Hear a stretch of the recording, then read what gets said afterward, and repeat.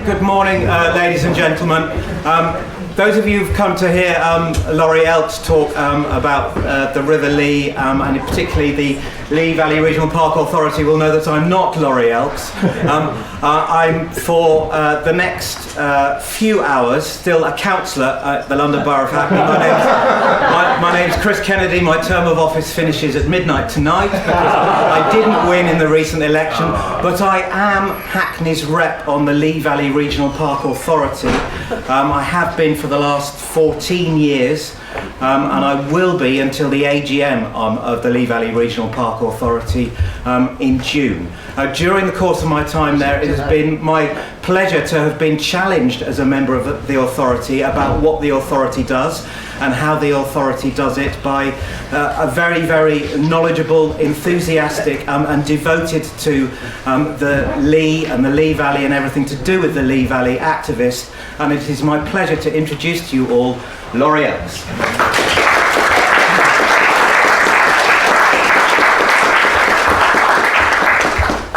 Hi, I'm under incredibly strict instructions to keep to time. I shall try my very best to do so. The title of my talk is The River Lee and the Saving of Walthamstow Marshes. I sent the synopsis to Janet and I omitted to give a title, and I intended it to be The Saving of Walthamstow Marshes. She, in the absence of a title, entitled the talk The River Lee, but this composite title I think nicely triangulates the two, and it gives a sense of what I'm going to talk about today. And I'm going to talk about four things. I'm going to talk about how the River Lee Regional Park came about. I'm going to introduce you to the four key characters who made the park and the interaction between them. I'm going to talk about how it all went wrong. I'm not going to say I think it went wrong, period. And I'm going to talk about how a bunch of Clapton malcontents helped put the Park Authority on a better track, at least for the time being. So I'm going to start with Walthamstow Marsh, and this is a picture which cost me 20 quid, and I think it was worth it.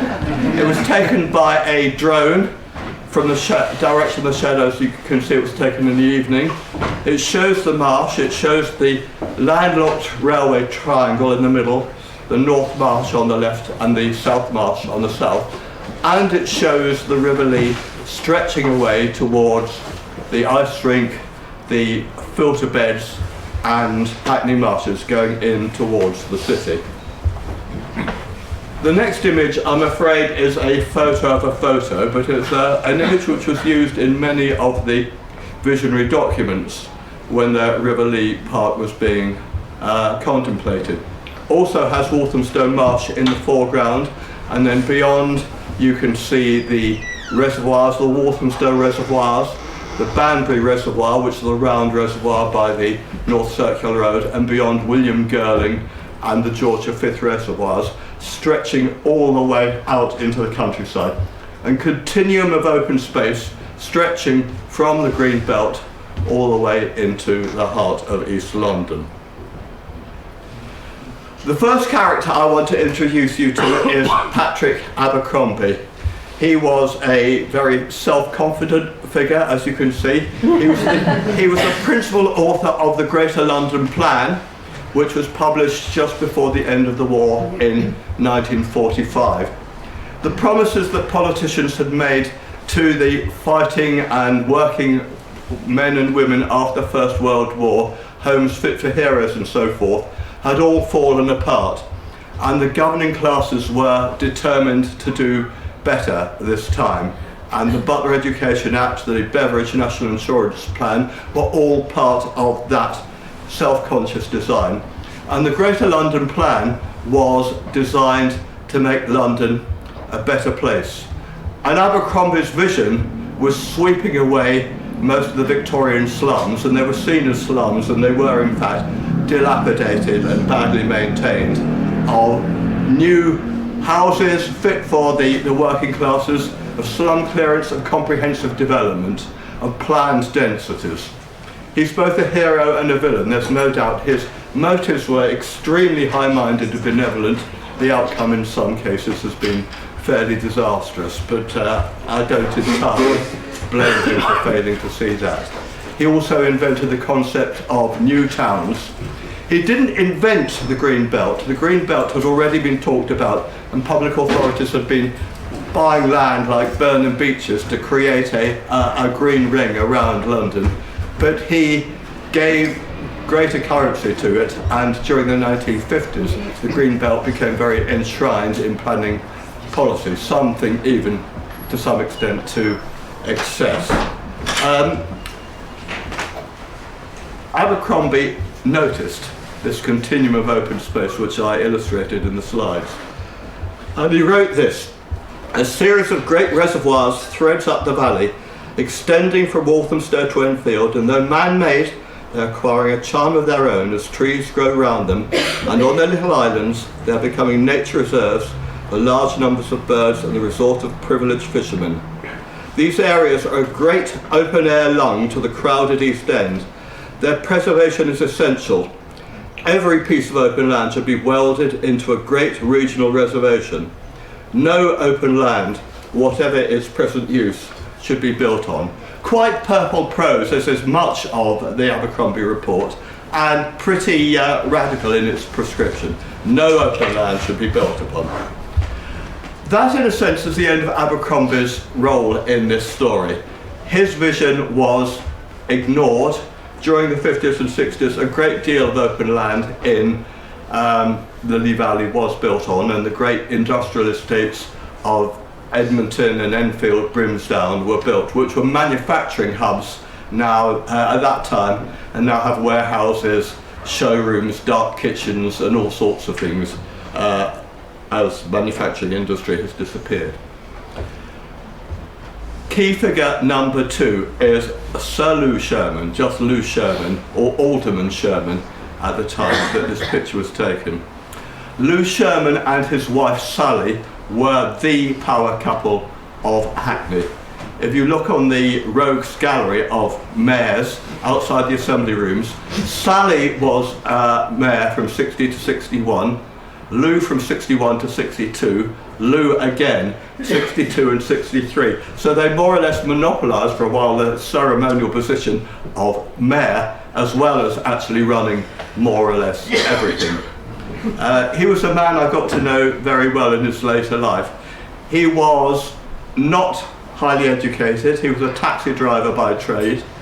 He was a fixer, a machine man, an operator. He was rather precise and pedantic in the way he spoke. And he had not forgotten Abercrombie's vision.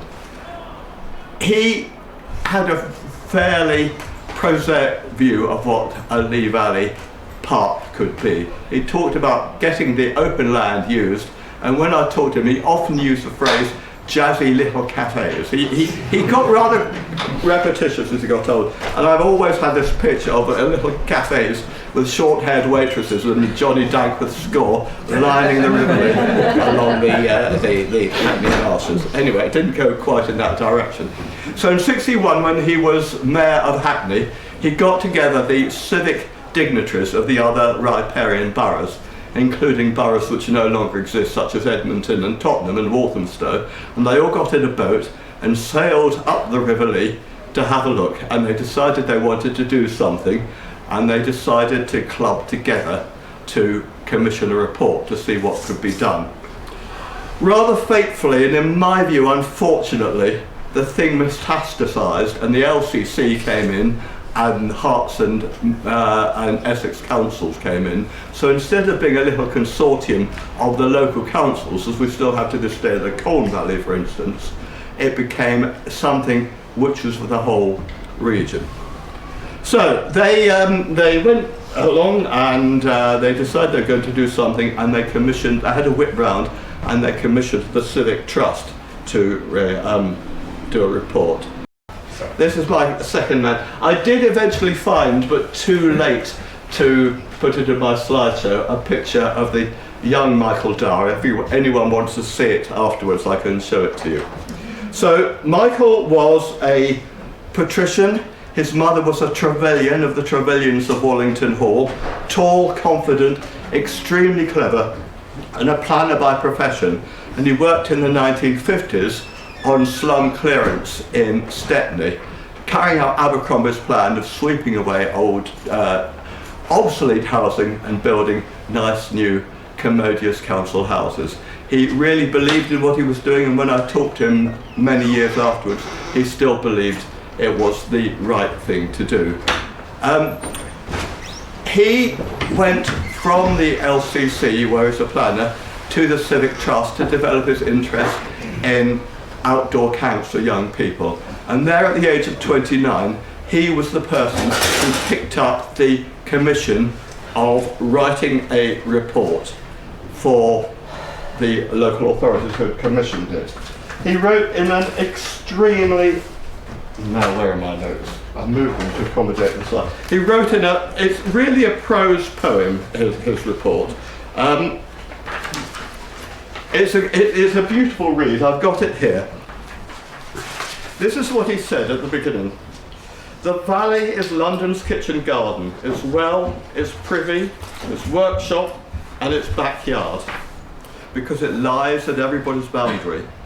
Ever since King Alfred made it to the frontier between Wessex and Danelaw, the old course of the Lee has been a watershed between communities, and men have turned their backs on it. It was an inter-kingdom that nobody cared about, and it was really his mission to fire people's imagination that it could be something vastly different. This is a picture, oh right, did we have the picture, Michael Della? Yes. Yeah. Right. Don't you do anything. I'll try to do it. You pointed me to change it. Okay, all right, okay. This is a picture of later on. He went on to be a much admired director of the Peak District National Park and chairman of Countryside Commission. A good bloke. Next slide, please. This is a report he wrote, my own battered copy. Now, the next few slides are some of the illustrations from the report. The report was a vision. It wasn't a blueprint, it was a vision. It was something to fire people's imaginations, and that's very important to appreciate. At Lea Bridge, where we now have the Essex Wharf Flats, he envisaged a fairground to rival or even surpass Copenhagen's Tivoli Gardens. At Stratford, this is a boulevard with Battlejet's pumping station in the background. On the right is Joan Littlewood's Fun Palace, a concept which deserves a talk in itself. It was something that Joan Littlewood was devoted to, almost a kind of mechanical gantry with all sorts of enjoyments for EastEnders, and she was a great believer that the EastEnders deserved something better than they got. Right, am I doing it for you? Let me see if I can do it. This, on a more sedate level, is a boating centre at Waltham Abbey. It's full of these illustrations. It was fantastic. In fact, my first interest in the River Lee was at the age of 15. I read an article in the Observer about what a fantastic place the River Lee was going to be. It happened to be the case that my aunt lived in Hornchurch, and we sometimes drove across the River Lee to go and see my aunt in Hornchurch. And I remember saying to my dad over breakfast on a Sunday morning, "But it's horrible." And he said, "This is what it's going to be like in the future." Yes. This is what they said about Hackney Marshes. Along the tree-lined riverfront would run a paved promenade with seats, cafes, pubs and restaurants, capturing the spirit of the seafront. Along the river, water buses with gay awnings would ply. Behind the promenade, the great sward playing fields would be softened by the planting of trees and hedgerows to give a sense of intimacy and enclosure, which is now lacking. It's a great report. It's a great read, and accompanying it was a second report called the Challenge of Leisure. Already the weekend multitudes are congesting our roads, fouling our downs and commons with litter and soiling our lay-bys. Their chalets and caravans threaten all parts of our coast. Their cars and motorboats echo in quiet valleys and lakes. Yet the very leisure that brings this onslaught could permit the widening of life of human pleasure and achievement, which the Greeks understood and which generous-hearted men have dreamed of for generations. Can we enhance the lives of our people without ruining the island they live upon? This is the new acute challenge to architects and planners. Let's think of the context. You've never had it so good, of the affluent society, of constantly rising aspirations. Going to be more cars, more spare time. Everyone would do a 20-hour week. There'll be loads and loads of leisure time. How can we actually create something which gives people what they need and aspire to, and also save the countryside? And that was his vision, and that's something he confirmed to me when we talked about it many years later. So, back to Lou Sherman. This report came out, everyone was enthused, and it was Lou Sherman's job, together with town clerk Len Hadley, and Hackney was very much the midwife of the authority, to drive things forward. And that involved millions and millions of letters and memorandums and meetings, all of which I've ploughed my way through, in order to lead to, this, Lee Valley Regional Park Act. What was needed, if we were going to do this, was to have an executive body with powers to raise money, to acquire land, in order to create this regional park, which Lou Sherman had thought of and Michael Dower had articulated so eloquently. And that was the Act of Parliament. As you can see, my slides consist of my own very battered and thumbed copies of these key documents. Okay, next slide. Right, good. I've got a question mark here. The next key figure is the first chief executive of the Park Authority. Why he was appointed, I don't know. He was a solicitor at a Broxbourne firm of solicitors called Breeze and Wiles, and his name was Leonard Johns. And for some reason, he became the first chief executive of the Lee Valley Park. And I have got a photo of him somewhere, and I couldn't find it. And since then, I'm safe from the laws of libel, because he's no longer alive, since he was a rather awful man. I'm happy to substitute his picture with this question mark. My phone used to give me with an unknown caller. So, what happened was, he became chief executive and the Park Authority set about creating a master plan, and that came out in 1969.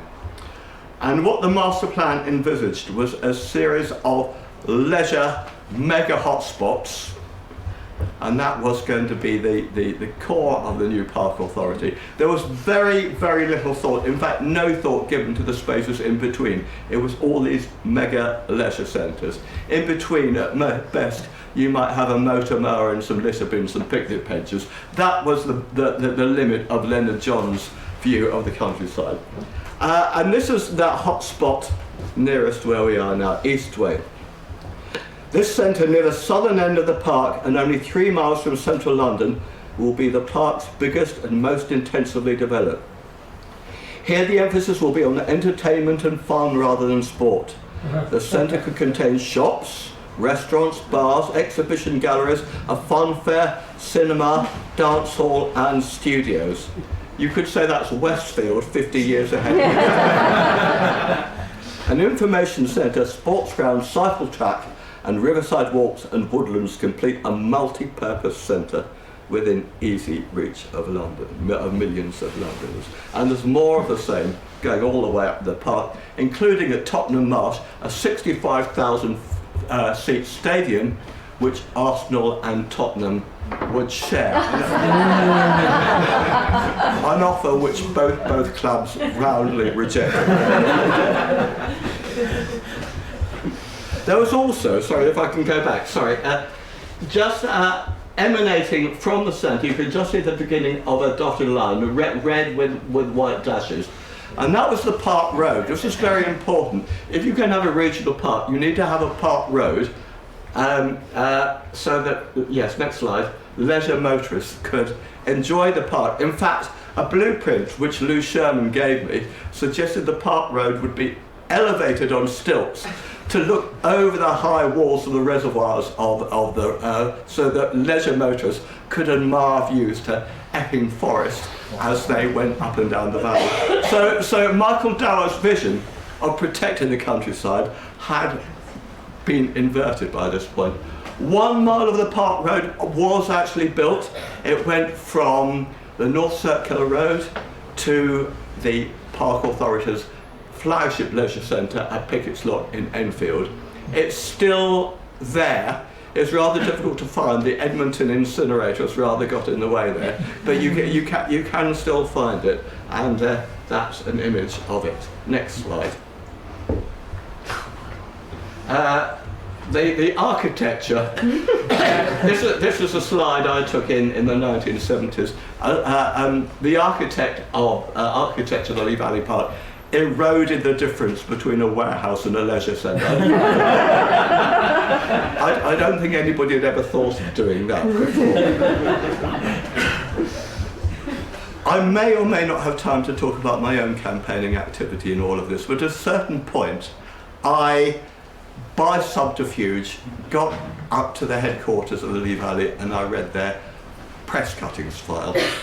I wish it no longer exists. I think Mr. Johns destroyed it. But I found this, an article, and I also wish I'd had a phone camera at that time, it would have helped. I made notes. I mean, this was an article from the Sunday Times in 1971. We shall do more with our leisure in the future if the Park Authority has read the signs right. The Sunday afternoon walk will give way to experiments in canoeing or archery or even riding. Class differences in the way people spend their time will disappear. They will have to. There will be no room for separate development. Those words appeared in the Sunday Times by a journalist who had talked to Mr. Johns. It's absolutely scary stuff, I think, Bill Crane. It couldn't be more different from the idea that Michael Dower had. Sorry. Am I doing it? You were doing it. This is also something I picked up in the press cuttings file. This is a picture of Dom's Weir, a beautiful spot to this day, with a decent pub, the Fish and Eels, which I recommend. And it's a bit Essex, but it's good. and Mr. John's concept was for a replica paddle steamer, Niagara-type falls, a Disneyland type of experience, and a replica California miners settlement. So this wasn't the master plan. It was an idea that they came up with, and the local authority, local people said, "We don't really want that, thank you." And Mr. Johns slyly said, we're a regional authority. We're not interested in what you think because we're catering for the whole region. In my view, the regional base of funding, where everybody from Croydon to Colchester all pays the same, has in many ways been the birth curse of the Park Authority. 15 minutes. 15 minutes? I'm doing okay. Good. Right. So I said, I'm not saying how I think it went wrong, I'm telling you it did go wrong. It went very wrong indeed. So let me come back now to the marshes. The Park Authority didn't actually ask people what it was going to do, it just got on and did it. You can say a kind of a negative virtue of Mr. Johns. The Park Authority did do quite a lot in its early years. Such as the Pickett's Lock Centre and some other things which weren't so bad. But anyway, won't go into that. The Park Authority had announced no plans for the Walthamstow Marshes, but they did in fact have a plan, which I hadn't told anybody about, which was to remove the topsoil to a depth of 8 feet, to remove the gravel to a further depth of 30 feet, to cart it away to raise money to pay for more leisure centres, 75 to 150 lorry loads of gravel over several years down the slip road to the Lee Bridge Road. And at the end, the plan was to make the North Marsh into a centre for motorboating, and the South Marsh was going to be refilled and made into additional football pitches. There are already football pitches at Leighton Marsh and loads of football pitches at Hackney Marshes, but more football pitches in the South Marsh. And they'd actually got planning permission for this. They'd gone through all the process and they got planning permission, but they didn't implement it, so they had to apply again. And as a matter of, the first time around, nobody had noticed anything, it had gone through unnoticed, which in a way was the way things went. You put things in small print on the back of the local paper and nobody reads it, and life goes on. And that's the way things got done, as it were. The second time round, the planning application went into the GLC, which was the Minerals Authority. They, as a matter of form, consulted Hackney and Waltham Forest, the riparian boroughs, and Hackney, as part of the process, informed the Springfield Park Residents Association, and the Springfield Park Residents Association chairman, just in passing, mentioned it to this man, Mike Knowles. Mike Knowles was and is a good friend of mine, and there's a picture I took of him when we cycled around East Germany. And from the Park Authority's point of view, Mike was the very worst person to get wind of this while there was still time to do something about it. He was chair of the Hackney Hackney Trades Council, left Labour. He was a thorn in the flesh of Lou Sherman, although rather a small thorn in Lou Sherman's rhinoceros hide. And he knew how to organise a meeting and to make a fuss and so forth. So Mike also, he cycled along the River Lee every day to his work at South Hackney School, and he also for many years, and some of the older people among you may remember this, wrote a column for the Hackney Gazette called Leeside, which was various aperçus and observations about the River Lee. He went, the next two images were captured from stills from a film made by Thames TV. He went to Jane and John Nash, old friends, who lived in a spectacularly untidy house in Lower Clapton. And Jane was a splendid organiser, the person who kept minutes, got things done. And her husband John, they're both with us still, they live in Ventnor in the Isle of Wight now. His husband John was an artist, and he made himself an absolute expert in everything to do with the topography of the marshes, and he also made himself an expert in all the legal and Lammas rights associated with common land and the River Lee. They also got another Hackney resident called Jessie Ferguson to be the PR person for the campaign. Jessie got both Thames and TV, Thames and BBC to come to the marshes, and also a fantastic meeting which I attended at Chat's Palace, addressed by David Bellamy, which had all the fervour of a revivalist prayer meeting. It was really, the impact of the Save the Marshes campaign was terrific. Right, yes, that's right. Now, I think if the previous one, please. Photos are in. I think if Leonard Johnson's seen this picture, he might have known what he was up against. I mean, Upper Clapton was not exactly a secret place, but it was kind of out of the way, and not all that many people, you know, the chattering classes knew about it, and the people liked it that way and then wanted to keep it that way. And at a very early stage in the campaign, Jane organised this picnic by the marshes with t-shirts, by her own t-shirt, recruiting more supporters. And a man called Brian Wurzel, who was a music teacher in his day job, came by, and Brian had been studying the ecology of the marshes for many, many years. I'm not going to disrupt my talk by looking at all the things. I think there are 140 species of moths and 17 species of butterfly, and remarkable. And also, that's before you even get onto plants, there are many forms of hybrid dock unknown to science, and rarities such as the adder's tongue fern. This was a huge reservoir of knowledge. Another member of the authority, John Loftus, patrolled the towpaths over many months and got 10,000 signatures against the proposals. This was a campaign to teach a lesson to us all. Here's a photo of my battered copy, Walthamstow Marshes, Our Countryside Under Threat, which put it all together. The Park Authority had no means of effectively combating this. They had never bothered to deal with local opinion, and they didn't really have any facility for it. If the Marshes campaign had over-egged the importance of the marshes, the Park Authority was in no position to kind of rebut them because they knew nothing about the ecology of the marshes whatsoever. They merely saw it as a resource which could be exploited to raise money to pay for leisure centres. So the Marshes campaign had the upper hand from the start. What's the next one? Oh yes, this is a very good stuff. John did some amazing work. This is a kind of topographical plan of the marshes, and this is I need my glasses. It's a visualization of the marshes in glacial times, made by 500 data points, ogre boreholes. I still don't understand what exactly it was, but you know,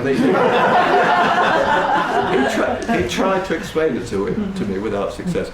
Mike, meanwhile, dealt with the political end of the campaign. Both Hackney and Waltham Forest had to give their views on the planning application. Mike went to talk to Hackney Council.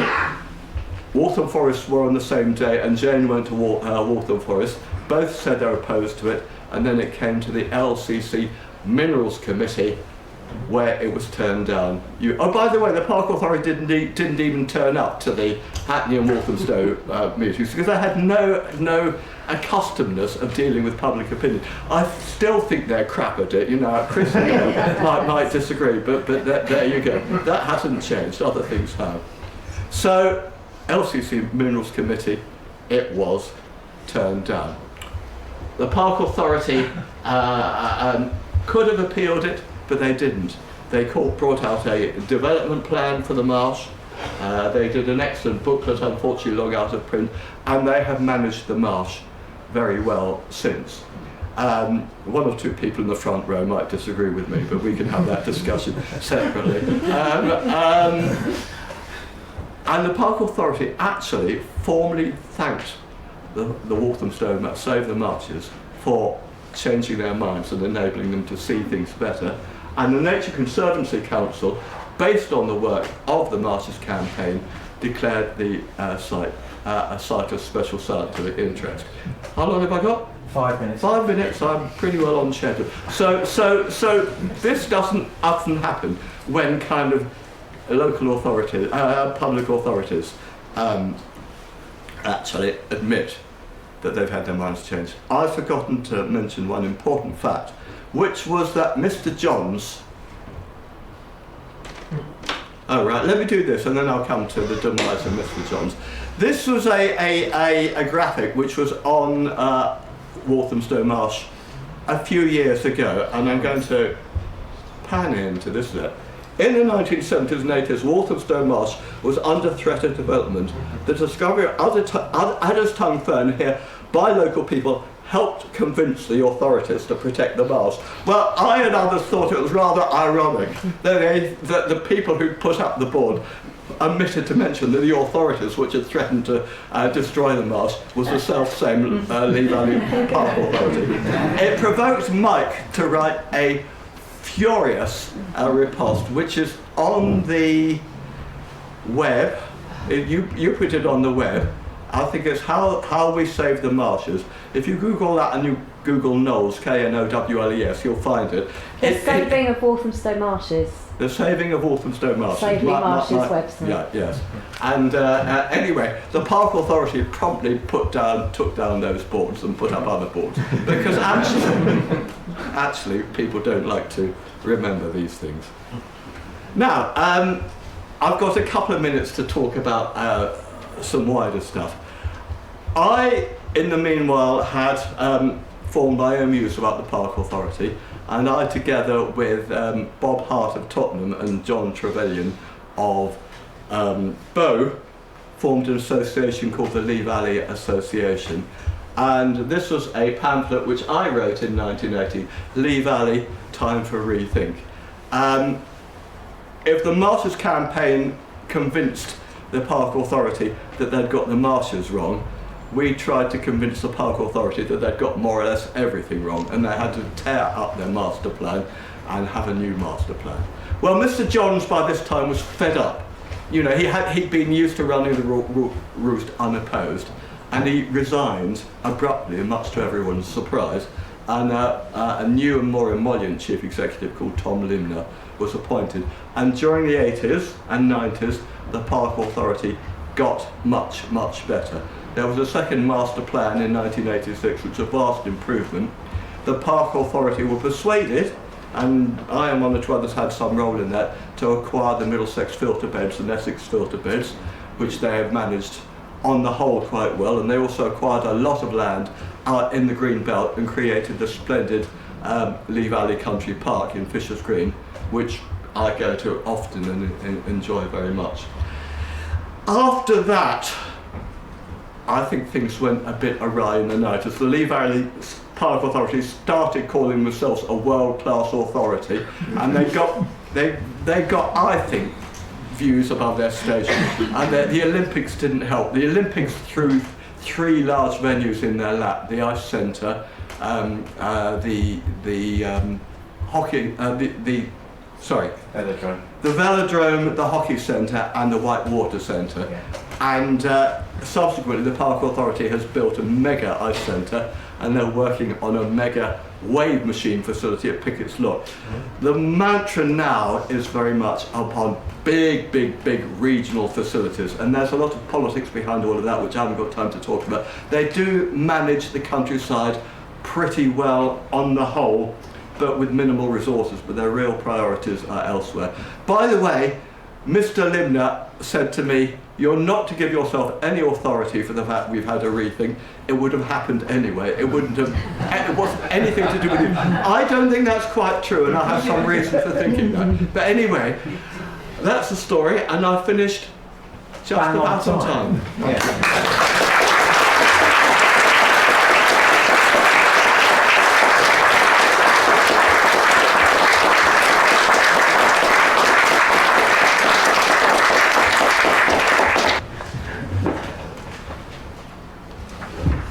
Yes. Do you want to say anything about the Friends of Tottenham Marshes? About the Friends of Tottenham Marshes? I think that's a... Well, yes, I could say a great deal about that. After the Park Authority realised that the 65,000 seat stadium wasn't on, they brought about a series of half-baked proposals. They had a little map with about 11 separate areas, and I remember Area 4, something like that, was about quiet, peaceful recreation, and Area 6, which was adjacent, was for motorcycle scrambling. It wasn't a good plan, and I mentioned Bob Hart of Tottenham. The Tottenham Community Project was very active in that. I'm going to tell an anecdote. I love anecdotes. I remember a meeting in Tottenham, and everyone was young, and there were 2 rather malevolent-looking old men who had sometimes crept into the meeting. And one of them stood up, and he gave a word poem about the outdoor pool that there used to be on Tottenham Marshes. I'm not answering your question, but you'll have to live with that. And he picked a picture. It was a kind of a fairly basic pool, and every summer day, the days never ended. The whole summer was a bliss sporting around in Tottenham Marsh. And he sat down, and the next man got up and said, "It was revolting." You know? So anyway, that's quite interesting. But eventually, the Park Authority gave up on all their half-baked plans, and they have managed Tottenham Marshes as open space ever since, on a pretty shoestring budget. But sometimes neglect is malign, and sometimes it's benign. And as you know, Tottenham Marshes is ecologically very important and interesting now. I find it slightly grim in some ways, particularly in winter. So I would do things slightly different. But the Friends of Tottenham Marshes are very, very sturdy defenders of Tottenham Marshes, and actually sharing their knowledge of love of the marshes with the local people. Caroline. Laurie, thank you for a fascinating talk. I was just wondering what you attribute the reorientation towards very large leisure venues to. You said there's minimal resources for what most people regard the main purpose of the authority to be, which is management. Okay. I think you know what I'm going to say. I think it's the regional curse. The Park Authority is funded by GLC Herts and Essex. Although Herts and Essex only contribute 20% of the budget, they have 50% of the membership. And that was something Lou Sherman agreed to in order to get Herts and Essex on side, which seemed to be a good idea at the time. It wasn't. It is mostly dominated, has been over the years, by rather parsimonious conservative types who think two things. A, this should cost as little as possible, and B, if we are going to spend money on it, we want something for all the people. So we want something that people might come from Chelmsford to enjoy. We don't want the people of Chelmsford and Colchester paying for picnic benches in Hackney, because that's not right. But if you're prepared to build these mega centres, that's the regional justification, and we can live with that. So that's a very short answer. There's a much longer answer, but I think it's the regional curse which has caused that. Have I got time, 2 or 3 minutes or not? You've got 6. Go for it. I've started a book, and I constantly get sidetracked by things like this talk. But it's my talk, my book about the River Lee. And this is a fragment which I've written about my first meeting with Mr. Johns. Bob, John and I drafted a one-page manifesto expressing our concerns about the unaccountability of the authority. Using the municipal yearbook, we sent this manifesto to every member of the authority, letting the authority know that we had done so. Word came back that it was been considered in any other business at a future meeting, which we're invited to attend. My second trip to Middleton House, this time in the company of Bob Hart. The chairmanship of the authority was in the gift of the majority of the GLC, and the incumbent was an old-fashioned, gentlemanly conservative called Geoffrey Applin, whose constituency lay in distant Croydon South. The members discussed our document, whilst Bob and I, young, inexperienced and scrappy, sat in the public seats. The tenor of this discussion was kindly, with agreement that we meant well, but didn't really understand the issues. Mr. Applin said he would have a private word with us afterwards in the Chief Executive's office adjacent to the conference room. The Chief Executive at that time was called Leonard Johns. He will appear again later in this book. My study of the press cuttings files and discussion with Bob Hart had led me to the prior knowledge that he was an autocrat and a bully. I had not known till that day he was also physically huge. Mr. Applin escorted us to an oval table in Mr. Johns' office, and Mr. Johns himself retreated to his desk on a raised dais at one end of the office. Mr. Applin explained to us in kindly fashion the realities of life, and we reiterated our concern. Johns sat at his raised desk, listening, saying nothing, and visibly fuming. A cartoonist for the Beano would have depicted him with large beads of angry perspiration emanating from all parts of his head. This silent fuming reached its crescendo when Mr. Johns rose from his desk and stormed down menacingly to the lower part of his office, and the meeting ended at that point. I was to have several less than warm interchanges with Mr. Johns before he resigned his post. At some point, I unwisely let slip the false pretences I'd used to see the press cuttings file. Mr. Johns said that he would never have let me see it had he known my true purpose. The cuttings file itself had a vast amount of fascinating material, and I was only able to note up a small part of its contents. When I asked after it subsequently, the Park Authority's officials told me they could find no trace of it. I can imagine that Mr. Johns ripped it to shreds like a strong man with a telephone direction with his huge hands. But by that time the damage had been done, both from my perspective and the Park Authorities, and things were to take their future course.